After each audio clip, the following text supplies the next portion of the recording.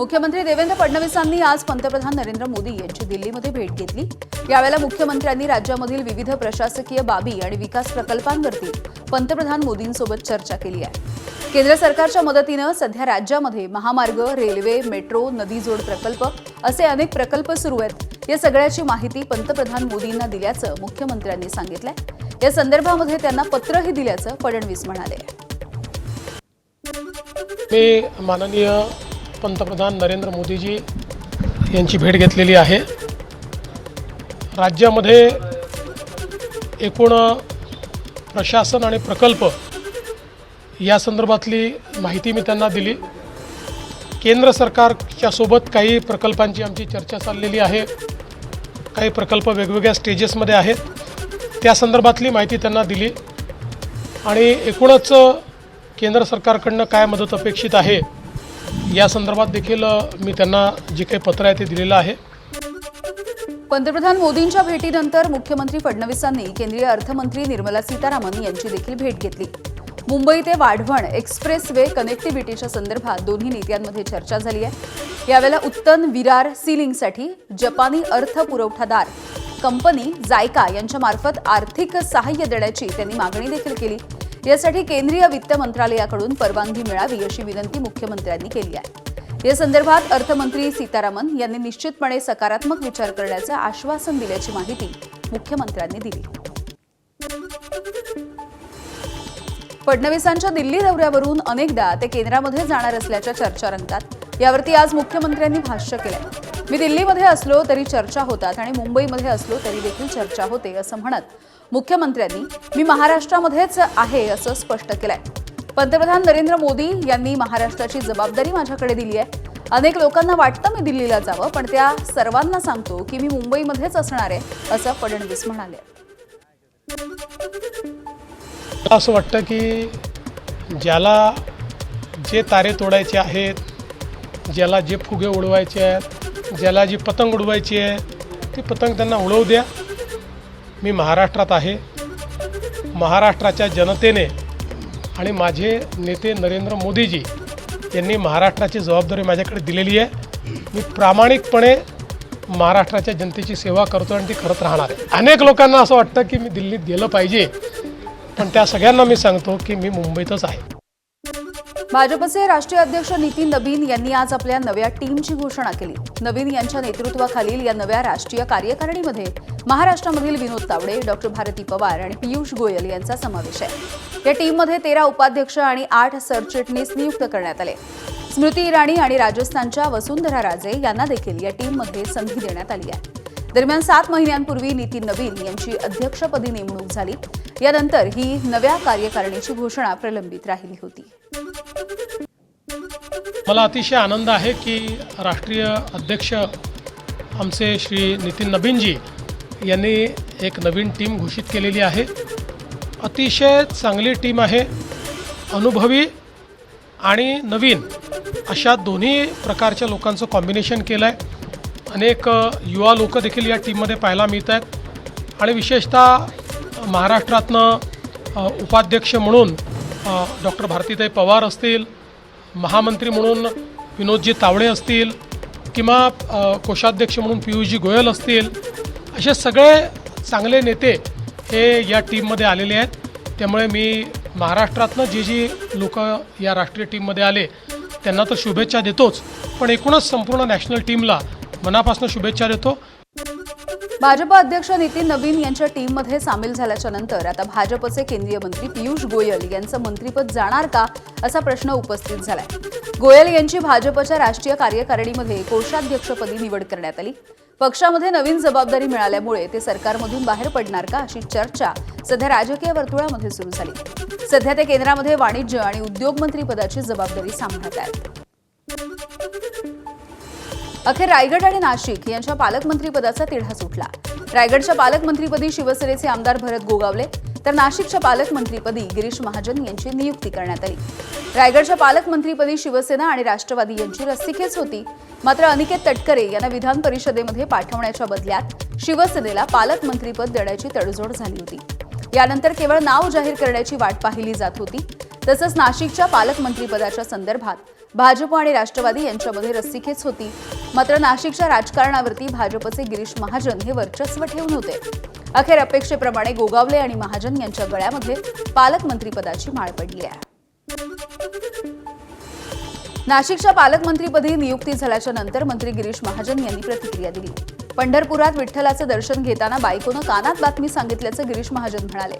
तसंच नाशिकमध्ये 80% खड्डे बुजवले असून उरलेले लवकरच बुजतील असंही महाजन यांनी आश्वासन दिलंय. दर्शन घेतानाच मला कानामध्ये बातमी कळाली आणि ती माझ्या बायकोनेच सांगितली. मोबाईलवर असताना तुम्ही पालकमंत्री झाले म्हणून त्याला पाठवण्याच पाऊल असं म्हणे. पण चांगलं झालं. म्हणजे माझा काही फार कुंभमेळ्यामध्ये मी होतो, मी वारंवार सांगितलं होतं जेव्हा वेळ तेव्हा होईल. इकडे आंदोलन केलं नाही, आग्रह केला नाही, पण पक्षाने माननीय मुख्यमंत्री मोदयांनी त्याची दखल घेतली, त्याबद्दल खूप खूप आभार. दरम्यान गिरीश महाजन यांना पालकमंत्रीपदाची जबाबदारी देण्यात आल्याच्या नंतर मंत्री दादा भुसे यांनी या निर्णयाचं स्वागत केलं. पालकमंत्री निवडीचे सर्वाधिकार मुख्यमंत्र्यांना असतात आणि नाशिकच्या जबाबदारीसाठी गिरीश महाजन योग्य असल्याचं दादा भुसे म्हणाले. नाशिकच्या पालकमंत्री पदावर माननीय आमदार गिरीश भाऊ महाजन यांची घोषणा त्या ठिकाणी झालेली आहे. गिरीश भाऊंचं मी आपल्या मालेगावच्या नाशिकच्या नागरिकांच्या वतीने अभिनंदन करतो, त्यांना शुभेच्छा देतो. येणाऱ्या काळामध्ये नाशिकचा सर्वांगीण विकास यासाठी आम्ही सर्वजण मिळून त्या ठिकाणी काम करू. नाशिकचे पालकमंत्री म्हणून गिरीश महाजन यांच्या नियुक्तीवरती खासदार राजाभाऊ वाजे यांनी देखील प्रतिक्रिया दिली. नव्या पालकमंत्र्यांनी सर्वसामान्य लोकांचा विचार करून काम करावं असा सल्ला देखील राजाभाऊ वाजे यांनी दिला आहे. तो अधिकार मुख्यमंत्र्यांचा आहे, त्यामुळे मुख्यमंत्र्यांनी जे जाहीर केलं ते आपल्याला मान्य करावंच लागेल. परंतु मला माझी एकच अपेक्षा आहे की सर्वसामान्य लोकांचा विचार करून काम व्हावं, एवढीच माझी अपेक्षा. त्यांनी कोणत्या विषय कसा घ्यायचा आहे हे त्यांनी ठरवायचं, त्याच्यात आमचं काही हस्तक्षेप असायचं काही कारण नाही. रायगडच्या पालकमंत्रीपदाचा तिढा अखेर सुटलेला आहे. महाड पोलादपूरचे आमदार भरत गोगावले यांची पालकमंत्रीपदी नियुक्ती झाली. भरत गोगावले पालकमंत्री होताच म्हसळा शहरामधील छत्रपती शिवाजी महाराज चौकामध्ये शिवसैनिकांनी फटाके फोडले आणि जल्लोष केलाय. याच वेळेला CSR फंडाच्या भूमिपूजनासाठी आलेले खासदार सुनील तटकरे यांच्या समोरच शिवसैनिकांनी शिवसेना जिंदाबाद, भरत शेठ जिंदाबाद अशा घोषणा दिल्या. निवडणूक आयोगाच्या SIR मोहिमेमध्ये विरोधी पक्षांचा सहभाग अत्यंत कमी असल्याचं समोर आलं. राज्यामधील 1,253 मतदान केंद्रांपैकी बहुतांश विरोधी पक्षांनी 50% देखील कमी केंद्रांवरती BLO नेमलेली आहेत. आयोगाच्या आवाहनानंतर देखील नियुक्तीमध्ये दिरंगाई करण्यात आली आहे. दुसरीकडे भाजपनं सर्वाधिक 94% केंद्रांवरती BLOची नियुक्ती केली आहे. आयोगावरती प्रश्न उपस्थित करणारे विरोधी पक्षच BLOच्या नियुक्तीमध्ये मागे असल्यामुळे नव्या चर्चांना उधाण आलंय. ठाण्यामध्ये आज परिवहन आणि मराठी भाषा विभागाच्या मार्फत माझी मराठी संवाद भाषा या कार्यक्रमाचे आयोजन करण्यात आलं. या कार्यक्रमाला मुख्यमंत्री देवेंद्र फडणवीस यांच्यासह दोन्ही उपमुख्यमंत्री उपस्थित राहतील. महत्त्वाचं म्हणजे वनमंत्री गणेश नाईक हे देखील प्रमुख अतिथी असण्याची शक्यता आहे. त्यामुळे उपमुख्यमंत्री एकनाथ शिंदे आणि गणेश नाईक हे कट्टर राजकीय विरोधक आज या कार्यक्रमाच्या निमित्ताने एकाच व्यासपीठावर येण्याची शक्यता आहे.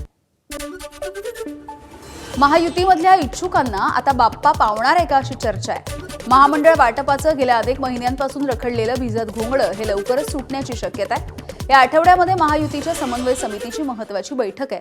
सूत्रांच्या माहितीनुसार फॉर्म्युला ठरला असला तरी वाटप मात्र रखडलंय.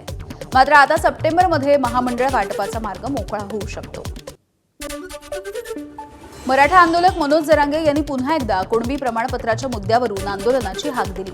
दरम्यान मनोज जरांगे काय मागणी करतात यापेक्षा जरांगेंच्या मागणीवरती सरकार काय भूमिका घेणार याकडे राष्ट्रीय ओबीसी महासंघाचं लक्ष असल्याचं राष्ट्रीय ओबीसी महासंघाचे अध्यक्ष बबनराव तायवाडे यांनी सांगितलंय.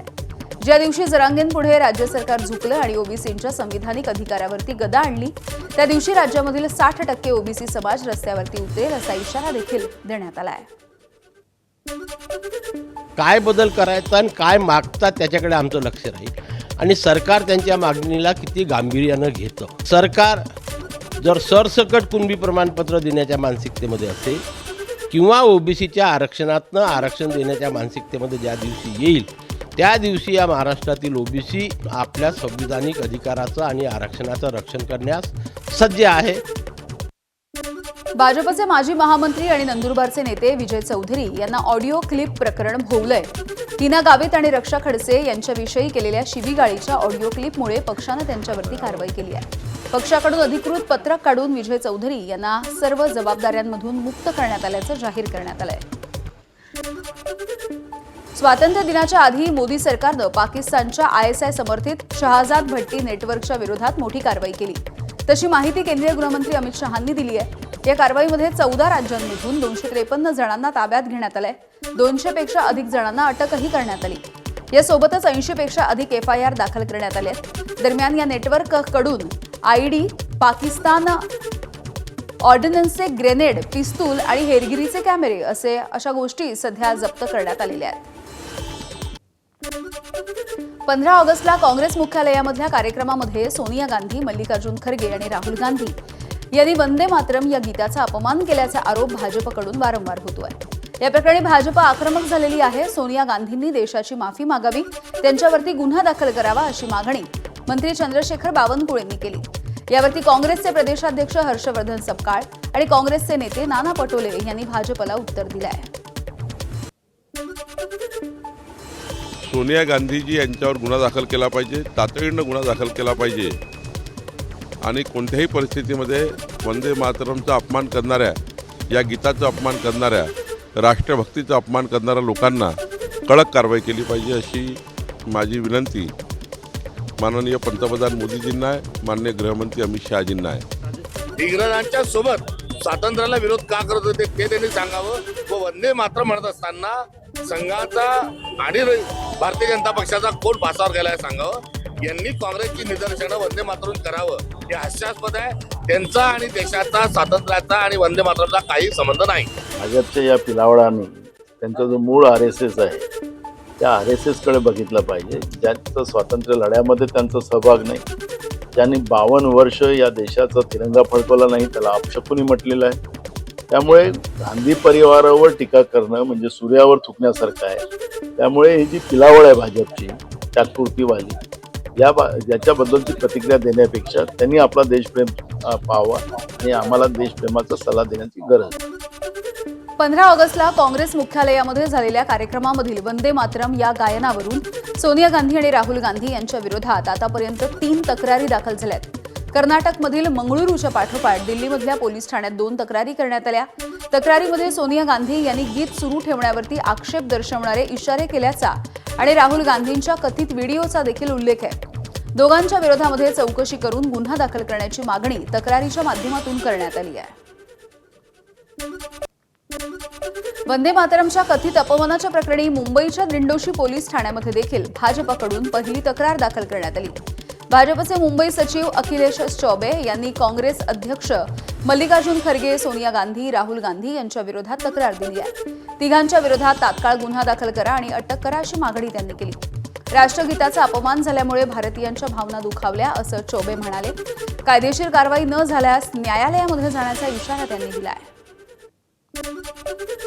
सोनिया गांधीने ज्या पद्धतीने तो वंदे मातरम सॉन्ग थांबवण्यासाठी प्रयत्न केला ते बघून खरोखर मला लाज वाटली आणि ज्या पद्धतीने राष्ट्रगानचा त्यांनी अनादर केला आहे त्याच्या विरोधात मी तक्रार फाईल करतोय आणि या तक्रार खाली त्यांना अटक झाली पाहिजे आणि त्याबरोबरच त्यांना कन्व्हिक्शन होईल ते पण मी बघेन. मी कोर्टात जाणार त्यासाठी.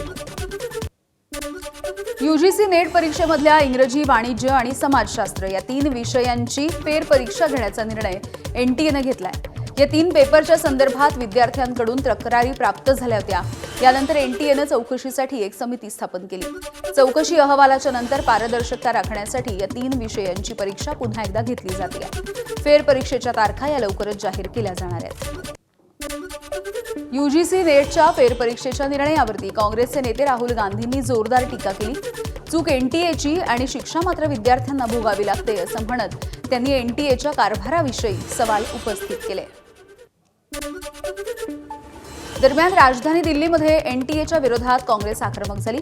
काँग्रेसच्या विद्यार्थी संघटनेनं आंदोलन केलंय. NTAच्या कार्यालयाच्या बाहेर हे आंदोलन करण्यात आलं. परीक्षा प्रक्रियेमध्ये सुधारणा करण्याची मागणी देखील NSCUIनं केली आहे. दरम्यान आंदोलक विद्यार्थ्यांना पोलिसांनी ताब्यात घेतलं. झारखंडच्या रांची इथल्या विद्यार्थी आंदोलनाचा आजचा 24वा दिवस आहे. सरकारनं विद्यार्थ्यांना चर्चेचा प्रस्ताव पाठवला. झारखंड लोकसेवा आयोग आणि झारखंड निवड मंडळ परीक्षेमधल्या घोटाळ्याच्या प्रकरणी विद्यार्थ्यांचं हे आंदोलन सुरू आहे. विद्यार्थी आणि सरकारमध्ये 9 ऑगस्टला शेवटची चर्चा झाली होती. विद्यार्थी आणि सरकारमध्ये काही मुद्द्यांवरती सहमती न झाल्यामुळे ही बैठक निष्फळ ठरली. तर विद्यार्थ्यांनी 18 ऑगस्टपर्यंत सरकारने मागण्या मान्य केल्या नाहीत, तर 20 ऑगस्टला मुख्यमंत्री निवासाला घेराव घालू असा इशारा या विद्यार्थ्यांनी दिला. त्यामुळे आजच्या बैठकीमधून काही तोडगा निघणार का याकडे लक्ष आहे. आज इतना दर्द इसलिए ले रहा हूँ कि यहाँ का एजुकेशन सिस्टम में सुधार हो. सरकार तत्काल पहल करे. कल सरकार के तरफ से मैसेज भी आया है कि 17 अगस्त को 2 बजे हम लोगों के साथ वार्ता होगी. हम सरकार से उम्मीद करते हैं कि कल का वार्ता निर्णायक होगी और सभी छात्र को संतुष्ट करेंगे. विरोधी पक्षनेते राहुल गांधी यांनी झारखंडचे मुख्यमंत्री हेमंत सोरेन यांना पत्र लिहिलंय. रांचीमधील आंदोलन करणाऱ्या विद्यार्थ्यांच्या प्रश्नावरून त्यांनी हे पत्र लिहिलं. राहुल गांधींनी मुख्यमंत्र्यांना स्वतः आंदोलकांची भेट घेण्याची विनंती केली. आंदोलक विद्यार्थ्यांचे प्रश्न तातडीने सोडवावेत अशी मागणी देखील त्यांनी पत्राच्या माध्यमातून केली आहे. कॉक्रोच जनता पार्टी, E20 आरक्षण हटाव पार्टी याच्यानंतर आता दिमागी नक्षल पार्टी सोशल मीडियावरती ट्रेंडिंगमध्ये आहे. 15 ऑगस्टला लाल किल्ल्यावरून पंतप्रधान नरेंद्र मोदींनी आपल्या भाषणामध्ये दिमागी नक्षलवाद असा उल्लेख केला. यानंतर हा विषय ट्रेंड व्हायरल होऊ लागलेला आहे. आता दिमागी नक्षलवाद पार्टीचे इंस्टाग्रामवरती जवळपास 1.25 लाख फॉलोअर्स झाले आहेत.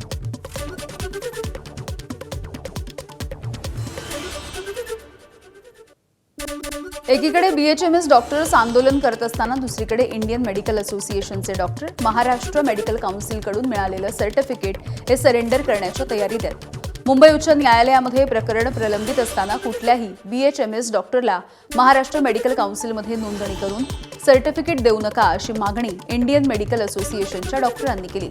दबावाला बळी न पडता महाराष्ट्र मेडिकल काउन्सिलनं काम करावं, अन्यथा महाराष्ट्र मेडिकल काउन्सिलचं डॉक्टरांना मिळालेलं प्रमाणपत्र सरेंडर करण्याचा इशारा इंडियन मेडिकल असोसिएशनच्या डॉक्टरांनी केलाय. इंडियन मेडिकल असोसिएशननं मुख्यमंत्री देवेंद्र फडणवीस, वैद्यकीय शिक्षण मंत्री हसन मुश्रीफ यांना देखील हे पत्र पाठवलंय. मुंबई गोवा महामार्गावरच्या कणकवली इथल्या ओसरगाव टोल नाका आज कार्यान्वित केला जाणार होता. मात्र यंत्रणेच्या अभावी अनिश्चित काळासाठी हा टोल नाका सुरू होणार नाहीये.